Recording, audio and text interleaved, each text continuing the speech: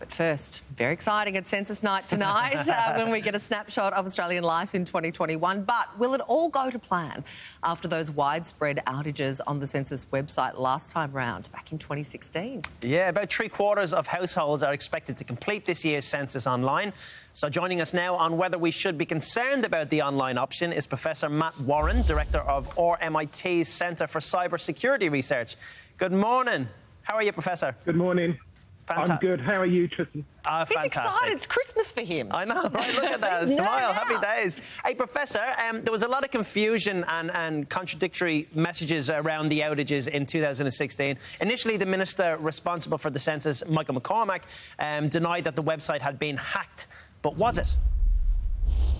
Well, what happened was there was a couple of issues. There was what we call denial of service attacks, which is when attackers flood the system with lots of data to try to crash it, and several million people tried to log in on the system at the same time, and they never tested for that to happen, so the system failed. So what happened was that they got a bit spooked. They took the system off for 40 hours to try to work out what happened.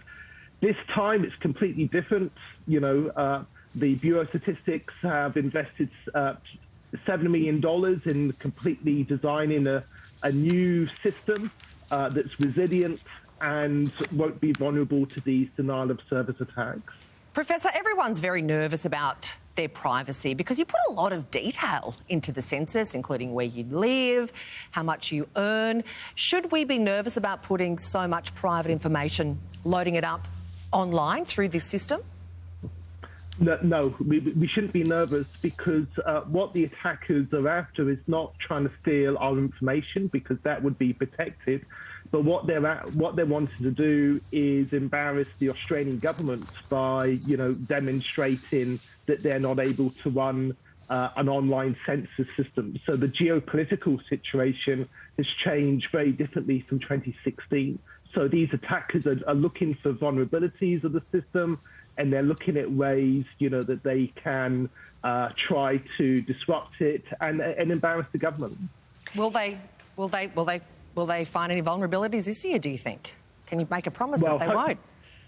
Well, hopefully not. And if we don't hear anything tomorrow, we know the government's been successful in their attempts to protect against these cyber attackers. Do you trust it yourself? Will you be doing your census online? Oh, of course. And I think that's the thing about being a citizen, is we have to have faith in government and faith in what they do for us. And that's what the attackers are trying to do. What they're trying to do is breach that trust between citizens and government. Well, Professor Matt Warren, thank you very much for your time today. Certainly with so many millions of people in lockdown across the country, it's a bit exciting, something to do. We appreciate your time. Thanks a lot. Thank you. Have a good day.